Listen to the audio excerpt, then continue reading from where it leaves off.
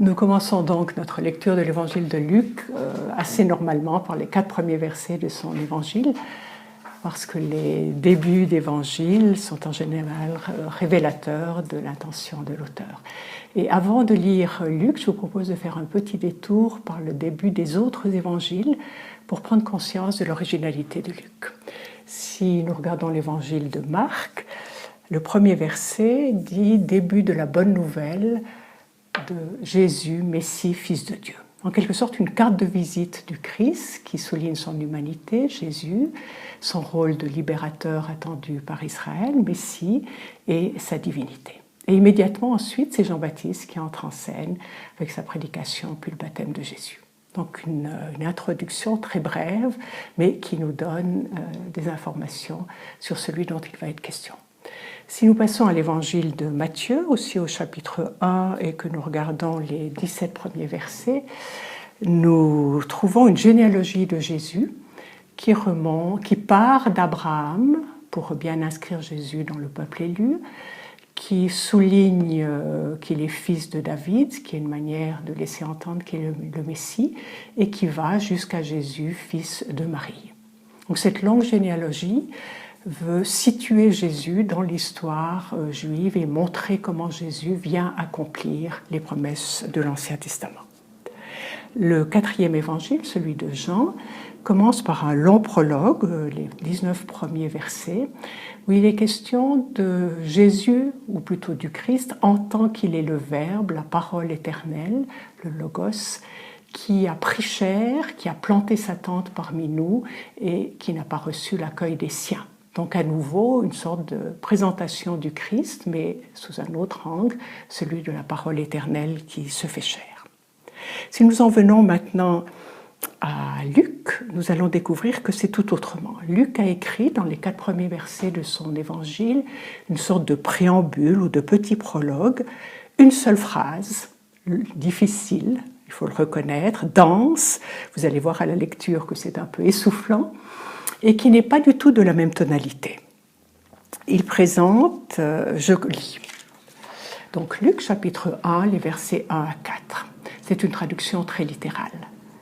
Puisque beaucoup ont entrepris de composer un récit des événements accomplis parmi nous, tels que nous les ont transmis ceux qui furent depuis le commencement témoins oculaires et qui sont devenus serviteurs de la parole, il a paru bon à moi aussi, ayant tout suivi de près depuis le début, soigneusement, d'écrire pour toi de façon ordonnée, excellent Théophile, afin que tu connaisses, au sujet des choses dont tu as été informé, la solidité.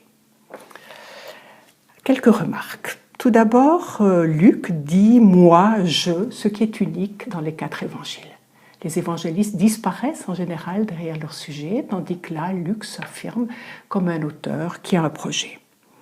Ensuite, il présente, vous l'avez remarqué, clairement son intention, ce qu'il va faire, et cela révèle un homme cultivé, de mettre au courant l'interlocuteur de la démarche suivie.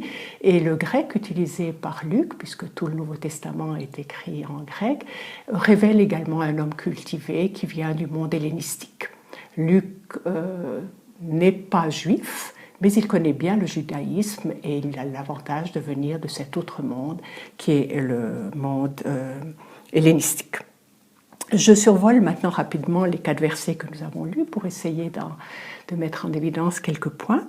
Dans le premier verset, Luc affirme que beaucoup ont entrepris de composer un récit des événements accomplis par le Christ. Il affirme donc ne pas être le premier. Nous n'avons pas tous ces textes, mais nous possédons au moins l'évangile de Marc, dont nous savons qu'il est antérieur à celui de Luc. Au verset 2, il parle de ses prédécesseurs, ceux qui ont fait ce travail de mise par écrit, et qui ont pu le faire grâce aux témoins oculaires. Ils se sont appuyés sur eux, donc des contemporains de Jésus, probablement les apôtres, les disciples d'abord, ceux qui l'ont connu, qui l'ont entendu, qui ont été témoins de sa mort, qui ont éventuellement bénéficié d'apparitions pascales. Et ces témoins oculaires, premiers prédicateurs, puis les premiers écrivains des évangiles, sont présentés comme des serviteurs de la parole. C'est extrêmement important. Ils n'ont pas la notion d'auteur que nous avons aujourd'hui, où on veut se faire un nom. Dans le meilleur des cas, on met sa photo en 4e de couverture. Ils disparaissent derrière ce qu'ils ont à révéler, à tel point que sur les plus anciens manuscrits, on n'avait même pas le nom des évangélistes. C'est seulement au IIe siècle qu'on va les ajouter. Ensuite, au verset 3, Luc nous dit quelque chose de très important, qu'il se pose en historien. Évidemment, un historien de l'Antiquité. Nous verrons que c'est assez différent de notre conception moderne de l'historien, ce qui l'a amené à une enquête poussée, sérieuse quant aux origines de Jésus. Cela nous révèle que Luc n'a pas été lui-même disciple de Jésus. Il n'est pas un témoin oculaire. Il appartient à la 2e, peut-être à la 3e génération de chrétiens. Luc se pose comme un historien, mais un historien théologien. Un historien qui ne veut pas seulement raconter l'histoire, mais qui entend raconter, nous donner accès à l'histoire du salut, qui se réalise en Jésus et qui se poursuivra dans l'Église. Et Luc nous offre un 2e volume, les Actes des Apôtres, dans lequel il va nous montrer l'extension, en quelque sorte, de cette bonne nouvelle après la résurrection et l'ascension du Christ. Au verset 3b, il nous laisse également entendre qu'il est écrivain. Ce n'est pas l'évangile de Luc est très ordonné, il y a une grande cohérence. Vous trouverez en annexe un plan un peu géographique de son évangile. Et s'il est écrivain, ça veut dire qu'il utilise des procédés littéraires, certains venant de la littérature gréco-romaine. Il utilise un vocabulaire, etc., précis. Et il s'agit donc, ce que nous allons lire, c'est du texte. Et nous allons donc faire attention à la manière dont Luc a écrit, parce qu'elle est révélatrice. Enfin, au verset 5, Luc nous laisse entendre qu'il a un destinataire. Il ne s'adresse pas à une communauté, mais à un certain Théophile, qui veut dire ami de Dieu, un nom bienvenu. On ne sait pas si ce destinataire est un destinataire réel ou un destinataire fictif, peu importe. Ce qui compte, c'est que Luc a pour propos de le confirmer dans sa foi, afin que tu puisses constater la solidité des enseignements que tu as reçus. Ce Théophile serait déjà quelqu'un d'un peu initié, qui a déjà entendu parler du Christ, et il s'agit d'étayer sa foi. Ce prologue, dense, comme vous le devinez et vous l'avez perçu, évoque donc ce qui s'est passé entre le ministère de Jésus et la rédaction de l'Évangile par saint Luc, tel que nous le lisons aujourd'hui. Cela m'amène à évoquer les 3 étapes qui nous mènent du ministère de Jésus à la rédaction des évangiles. Ça ne vaut pas seulement pour l'évangile de Luc, mais évidemment pour les 4 évangiles. Je survole rapidement ces 3 temps. Le premier, qui est décisif, c'est évidemment la vie de Jésus et son ministère, en actes, en paroles, ce ministère qui a culminé dans sa mort et sa résurrection, vraisemblablement en l'an 30. Et c'est là que tout prend racine. S'il n'y avait pas le fait historique de la vie et du ministère de Jésus, si nous n'avions pas des attestations de sa vie, de sa mort, etc., eh bien, il n'y aurait pas d'évangile. Et il n'y aurait probablement pas de foi en Jésus-Christ. Il nous faut prendre conscience que nous ne pouvons pas rejoindre cette étape en direct. Nous n'avons pas passé une soirée avec Jésus au bord du lac de Galilée, nous n'avons pas parcouru les routes à sa suite, donc nous aurons besoin d'une médiation pour rejoindre le Jésus du ministère. J'aborde la 2e étape. Avant de quitter ses apôtres, après sa résurrection, le Christ ne leur dit pas « mettez par écrit vos souvenirs ».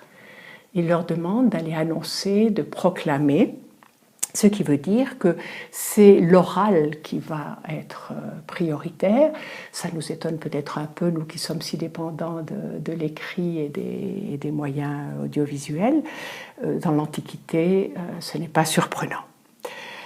Alors, qu'est-ce qu'on va annoncer ? Prioritairement, la mort et la résurrection du Christ, parce que c'est le cœur du christianisme, le cœur de l'évangile. Qu'est-ce qu'un chrétien? C'est quelqu'un qui croit que le Christ est mort et ressuscité. Et peu à peu, bien sûr, on s'intéresse aux autres étapes du ministère, aux miracles que Jésus a fait, aux paroles qu'il a dites. On fait probablement des regroupements de ces paroles, de ces miracles, etc. Et pendant cette étape, qui est assez longue, vous voyez qu'il va probablement de 30 jusqu'à vers 70 pour le premier évangile, le plus ancien, celui de Marc, eh bien, il se passe beaucoup de choses importantes. Il y a d'abord, c'est un temps de maturation, c'est un temps d'approfondissement. On ne s'intéresse pas, vous voyez, on ne conserve pas les détails qui nous intéresseraient, de savoir comment Jésus mangeait, où il dormait, quel était son compagnonnage concrètement avec ceux qui le suivaient, etc. Non, nous avons ce qui est une relecture du ministère de Jésus qui est fait dans la lumière de Pâques. Pourquoi est-ce que c'est si important que ce soit dans la lumière de Pâques? Parce que c'est là qu'on arrive à une compréhension plus profonde de Jésus, et en particulier à la foi en sa divinité. Et donc, vous voyez, c'est pas, si je prends un exemple, c'est pas la même chose de vivre la mort de Jésus le vendredi saint. L'état des apôtres était probablement très sombre. Ils avaient beaucoup de doutes sur ce Jésus qu'ils avaient suivi et qui finissait sa vie si lamentablement avec le supplice d'un esclave. Et peu à peu, et si vous avez déjà entendu ou lu un récit de passion, vous avez remarqué qu'il y a une sorte de sérénité. Il n'y a pas d'insistance sur l'horreur, sur la souffrance physique de Jésus. Elle est évoquée, bien sûr, mais on sent qu'il y a une autre compréhension de la passion, à savoir que, bien sûr, on a pris au Christ sa vie, mais il en a fait un don pour tous les hommes. Donc vous sentez la maturation importante qui se fait durant cette période. Parallèlement à cette prédication, il y a des communautés variées qui se forment. Dans les années 50, nous savons par les lettres de Paul qu'il y a déjà des communautés en Grèce, des communautés chrétiennes, à Rome, etc. Donc vous sentez que cette expansion, cette annonce a été sortie rapidement de Jérusalem et de la Palestine. Et ces communautés variées, elles ont aussi des profils différents selon qu'elles sont composées essentiellement de juifs qui sont devenus chrétiens, donc qui voient en Jésus l'accomplissement des promesses de l'Ancien Testament, ou de païens, polythéistes, qui vont devoir accéder à la compréhension d'un seul Dieu. Il y a des questions nouvelles qui se posent différemment, par exemple la résurrection. C'est relativement facile qu'un juif y accède, puisqu'au temps de Jésus, la majorité des juifs espèrent une résurrection. Par contre, pour des Grecs, la résurrection des corps ou de la chair est très très difficile à admettre. Donc vous sentez une période de fermentation, des questions qui sont posées à Jésus, la lumière qu'apporte le Christ et son ministère, etc. Et puis ces communautés, elles célèbrent assez rapidement, surtout l'Eucharistie. Et l'Eucharistie est un lieu très fécond pour la compréhension de la parole. On la commente, on la partage. Donc oui, la vie est première. Ce n'est pas d'abord mettez par écrit, figer l'histoire de Jésus, mais c'est bien la présenter, l'offrir à des hommes et des femmes pour qu'ils puissent y adhérer. Pendant cette période donc, de la tradition orale, on a probablement déjà quelques premières mises par écrit. On sait que les récits de la Passion sont assez anciens, des collections de paroles, etc. Voilà, ceci est rapidement dit parce qu'il s'est passé bien d'autres choses auxquelles nous avons un peu accès par le biais des lettres de Paul. Nous avons un reflet de ces communautés des débuts du christianisme et par les actes des apôtres où Luc nous parle surtout d'abord de la communauté de Jérusalem. Voilà. Et nous arrivons donc à la troisième étape, celle de la mise par écrit de cette bonne nouvelle, la rédaction des évangiles, par des auteurs différents qui écrivent pour des communautés différentes. Je ne fais que d'évoquer Marc qui écrit, semble-t-il, un peu avant l'an 70, donc en gros 40 ans après la mort et la résurrection du Christ. Matthieu écrit vers les années 80. Jean tout à la fin du 1er siècle, et l'évangéliste qui nous occupe, Luc, vers les années 80-90. Donc en gros, 50 à 60 ans après la mort et la résurrection du Christ. Et vous voyez, il s'est passé beaucoup de choses pendant ce temps. Nous n'avons pas accès non plus au temps de la tradition orale. Nous en avons des reflets, je le disais, grâce aux lettres de Paul, grâce aux lettres des apôtres. Voilà. Et donc ces 3 étapes, nous allons jamais les mettre de côté parce qu'elles vont apporter bien des lumières à certaines de nos questions historicisantes, etc. Alors nous, aujourd'hui, nous sommes au fond dans ce temps de l'Église, et donc je vous disais, nous n'avons pas connu ces étapes, nous n'avons pas accès évidemment de manière directe au Christ. La médiation qui est privilégiée pour accéder à la personne du Christ, ce sont précisément les évangiles. Il y en a 4 et c'est une chance parce que ce sont 4 regards différents. Et donc, vous voyez, si le Christ avait voulu nous donner le bon évangile, il l'aurait écrit lui-même. Il a fait confiance aux communautés chrétiennes, à l'esprit qui les inspire, qui inspire aussi nos évangélistes. Et nous, comme lecteurs du XXIe siècle, eh bien, nous sommes héritiers d'une part de toutes les interprétations qui ont traversé l'histoire de l'Église, depuis les premiers théologiens, les pères de l'Église, jusqu'à des lectures extrêmement pointues de l'exégèse moderne. Nous avons aussi la mise en œuvre de l'Évangile. Il ne suffit pas d'avoir le texte, voir qu'à la même époque, un François d'Assise et un Dominique ne mettent pas en œuvre de la même manière l'Évangile.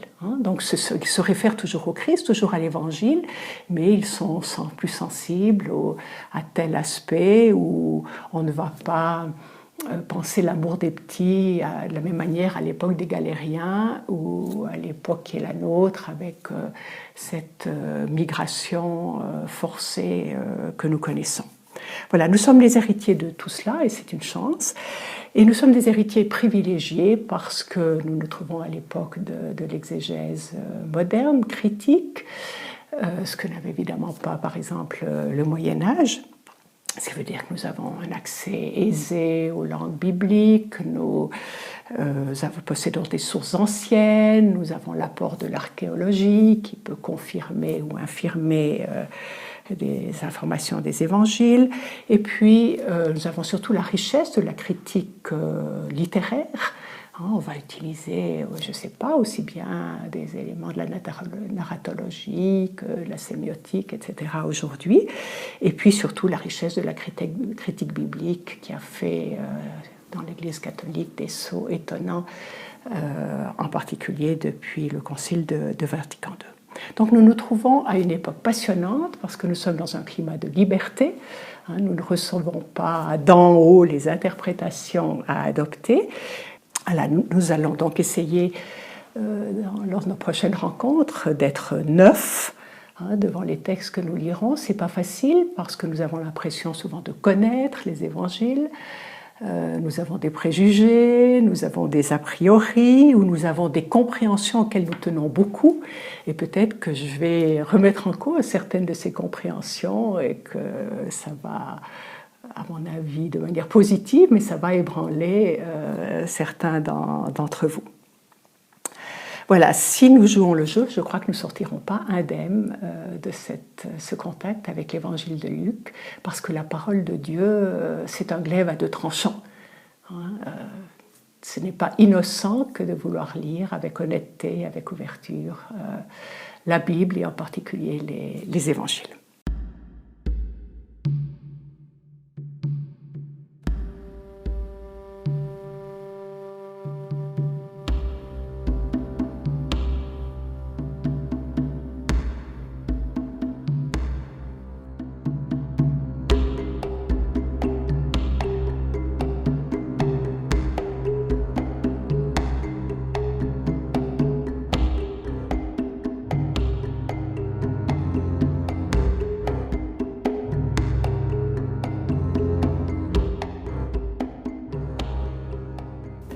Voilà, j'espère que l'austérité de ce premier texte ne vous a pas découragé et que nous nous retrouverons dans 2 semaines.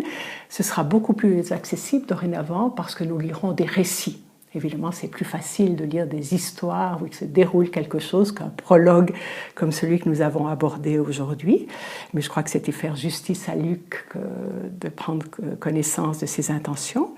Et en vue du cours prochain, je souhaiterais, si vous en avez le temps, que vous lisiez ou relisiez, enfin c'est peut-être pas le mot, que vous réécoutiez ce premier cours pour noter peut-être vos découvertes, vos questions, vos désaccords. Nous verrons si nous trouvons en cours de route un moyen de dialoguer.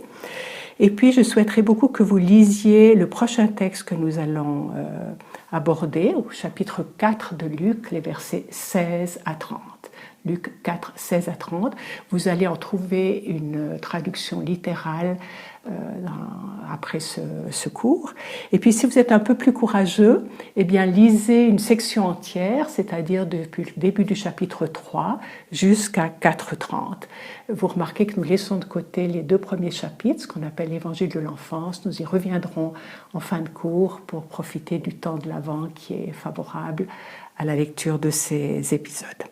Si vous n'avez pas de Nouveau Testament ou de Bible chez vous, vous trouverez également quelques conseils pour un achat économique dans les annexes. Je vous remercie et j'espère à dans 2 semaines.